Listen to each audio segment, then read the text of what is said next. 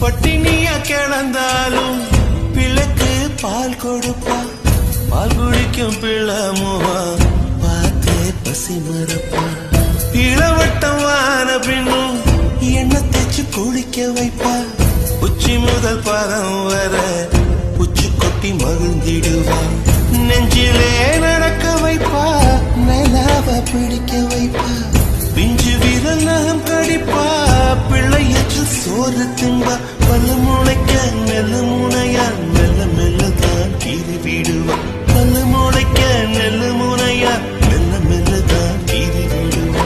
உன்னையும் என்னையும் படைச்சதுங்கே